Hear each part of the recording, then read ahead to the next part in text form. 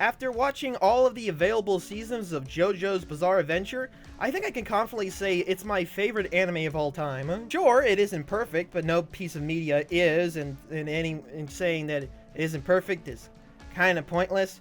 And I'm kind of sick and tired of seeing someone review something, say something positive, say, well, it's not perfect, but... Little tangents about other reviewers aside, I think it's an overall great show. But today, I'm going to ask the question, is JoJo woke? And don't worry, I'm not going to go on a large tangent about how this is a bad thing and how anime is being ruined. Don't worry, you don't have to suffer through that kind of shit. And I'm not going to say it's completely non-problematic either, because there is some problematic stuff in it, just not a lot.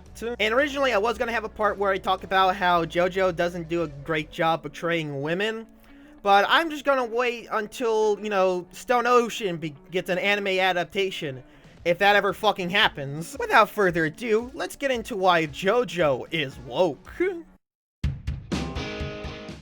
So I watched Salty DK Dan's video on JoJo, and he mentioned that the creator, Araki, is kind of a Westaboo. And you know what? I can completely understand that. I can see that. The beginning of JoJo Part 2 takes place in America, and so Araki, staying true to America, did not forget the racism. This scene has a lot of interesting implications. In JoJo Part 2, there is a character named Smokey Brown. What the fuck? His name is Smokey Brown? Very weird name choice aside. He's seen, in the first scene he's seen stealing JoJo's wallet. Joseph's wallet, the second JoJo. He's then caught in an alleyway and suffers from police brutality while another officer stands there and does nothing. Not only does this represent how a lot of cops treat people of color, but it also represents the other cops that are supposedly good and not racist, not doing anything to help. JoJo then comes in and says, I gave that wallet as a gift, obviously lying, and the cops pick up on this and continue to act very shitty. So, JoJo does the responsible thing and kicks those police officers' ass. And shockingly enough, JoJo isn't mad about his wallet getting stolen, and I think I know why. JoJo seems to have an understanding of why people like Smokey Brown often resort to crime. It's because of poverty. So what does JoJo does? JoJo, you know, takes him in under his wing and, you know, gives him a place to stay and all. Now, this could be seen as a case of white savior complex, which, no, I mean, technically not. Araki is a Japanese person, not white, but he seems to have a very good understanding about how racism and the police work. Now, you might be asking, what about the good police? And JoJo has an answer for that as well. In JoJo Part 5, one of the main characters, Leon, used to be a cop. He joined the police force for good reason, but the police force were very, very corrupt. How corrupt the police force was, he couldn't really do his job of protecting the people effectively. And eventually he ended up succumbing into the corruption in the system itself and ended up suffering great consequences, even losing a fellow friend that was also a cop, that was also supposedly a good cop. Funnily enough, he's only able to dish out true justice when he's no longer a part of the corrupt police system. This is a good representation about how people with good intentions of being a police officer end up succumbing to the corruption of the police system. Despite JoJo Bizarre Adventure being placed in his bizarre and disturbing world, the police are represented quite accurately. Often in media, drug users that use dangerous drugs are often portrayed as slimy, grimy, disgusting bastards. Media often portrays drug users and people that get addicted to drugs as bad people, when in actuality, they're victims of bad influences or corrupt people. However, in JoJo, drug users are portrayed as victims. Victims of people who know these drugs are dangerous and addictive but sell them anyways for the money. People who use drugs in JoJo Part 5 are never portrayed as bad people. People like Gio Giovanni and Bucciarati, characters that you're supposed to look up to, have sympathy for those people. Drug users in JoJo are represented very well. Sure, it could be argued that they don't shine a light on this enough and could go further into detail about it, but what they do portray is a fine and good job. Now, I've talked about toxic masculinity before. In fact, I've talked about it in an episode of Internet Dictionary. I recommend you go watch that if you want a more broad definition, but in short, toxic masculinity is traits that are defended and justified on the basis that they are masculine traits. Good examples of toxic masculinity are often shaming men for being emotional, crying, or having somewhat feminine traits.